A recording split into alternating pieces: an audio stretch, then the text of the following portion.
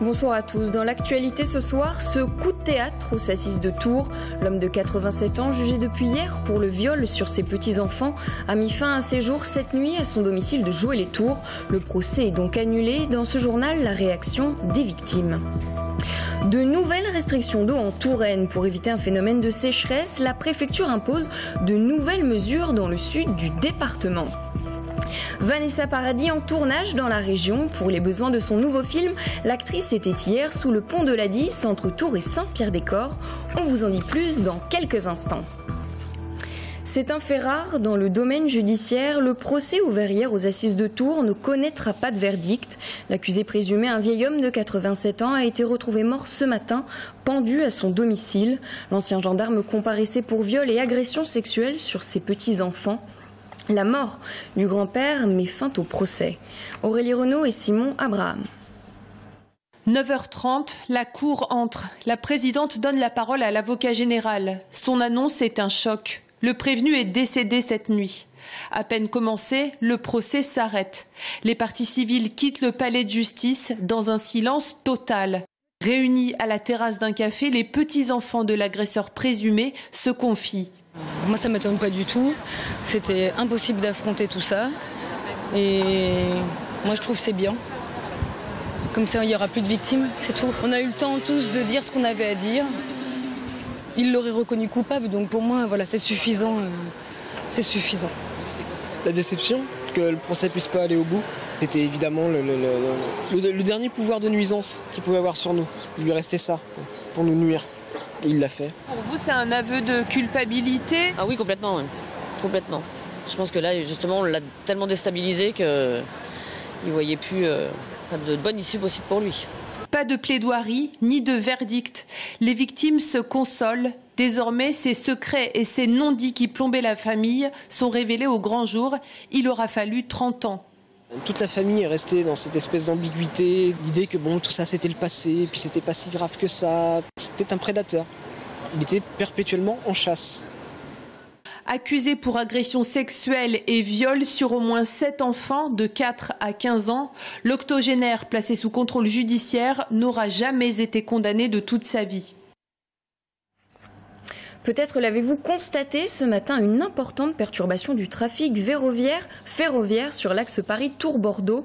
Une rupture de caténaire en gare de Libourne en Gironde un peu avant 7 heures a entraîné d'importants retards ou annulations de trains en direction de la province.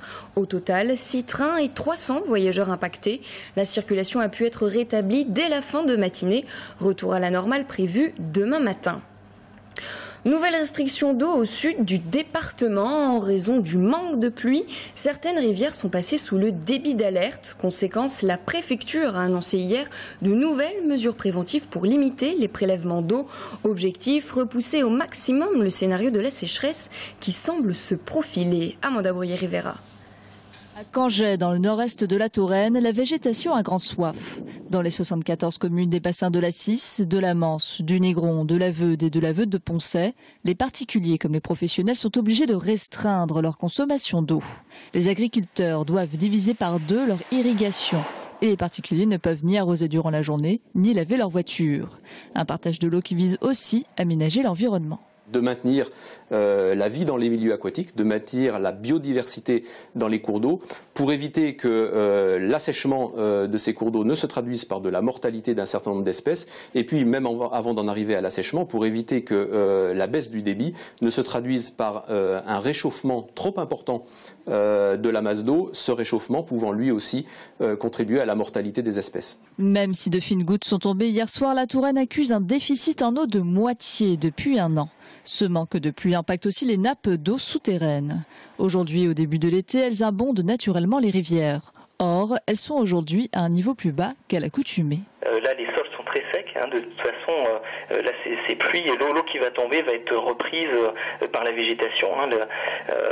Et ça va rester au niveau des sols. Ça va sans doute pas s'infiltrer vers les nappes souterraines. Sauf si vraiment ces pluies se prolongent et qu'il y a des cumuls de précipitations vraiment importants. Mais sinon, sur une semaine, ça paraît peu probable que ça permette de rétablir la situation pour les nappes souterraines. Le scénario d'une sécheresse durant l'été semble se dessiner, sauf si la météo en décide autrement. Jeudi prochain, l'Observatoire de la sécheresse doit se réunir pour décider de la suite à donner aux restrictions en eau.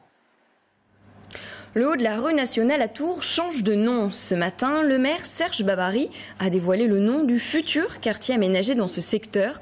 Un nouveau lieu baptisé Porte de Loire, vous le voyez sur ces images. Le maire de Tours a même inauguré une plaque gravée du nom choisi sur la nouvelle palissade qui cachera les travaux qui devraient commencer après les vacances d'été pour s'achever au second semestre 2019. L'avancement du projet avec Romain Delville.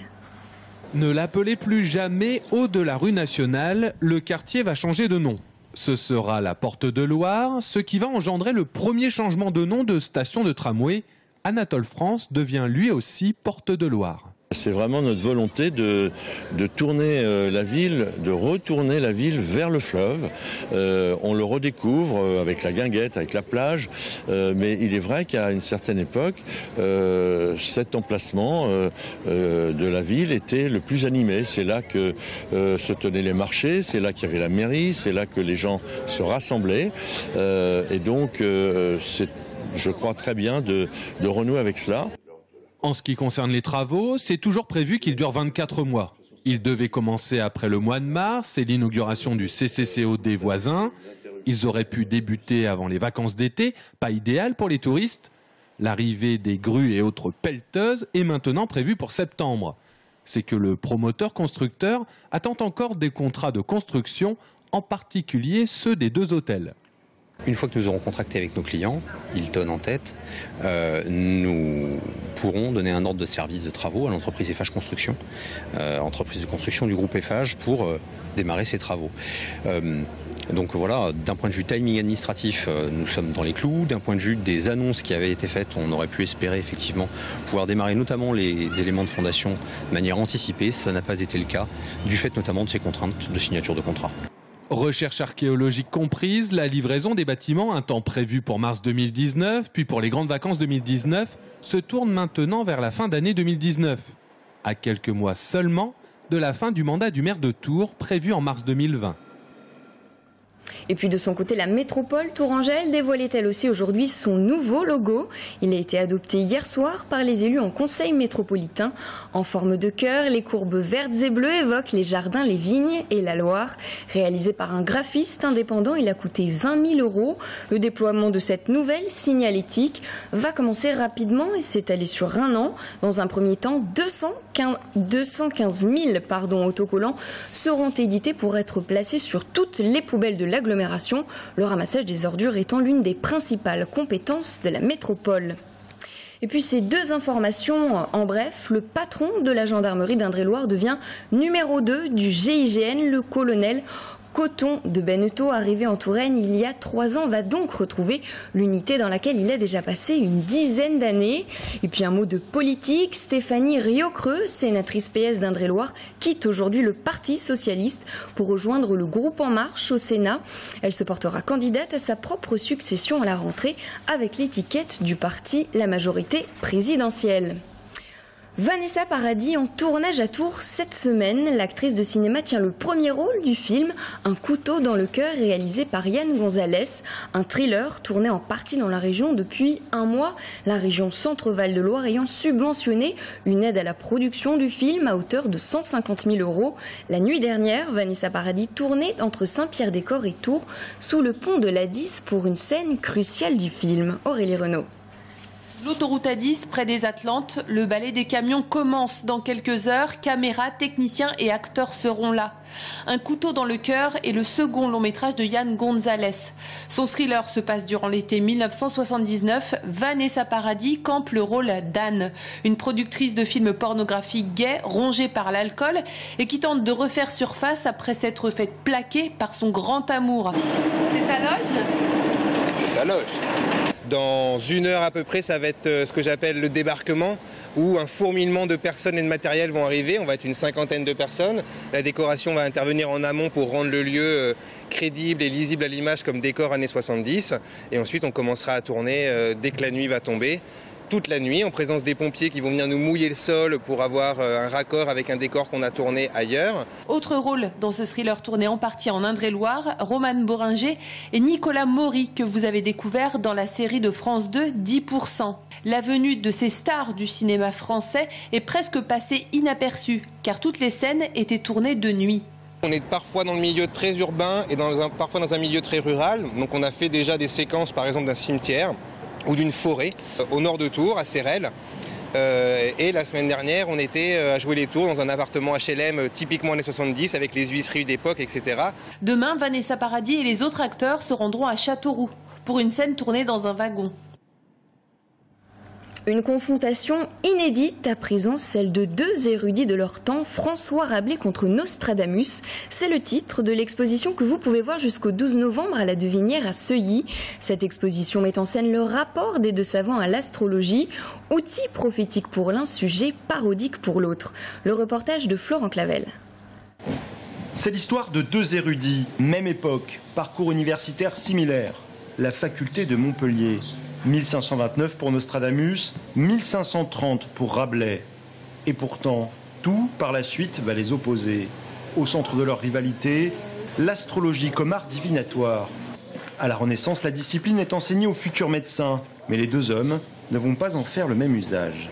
L'un va saisir l'art divinatoire comme étant capable de faire rire. Et puis vous avez de l'autre côté Nostradamus qui lui va au contraire se mettre à écrire une œuvre monumentale, les 1000 quatrains. Et ces 1000 quatrains ont la volonté de prédire l'avenir sur les siècles et siècles.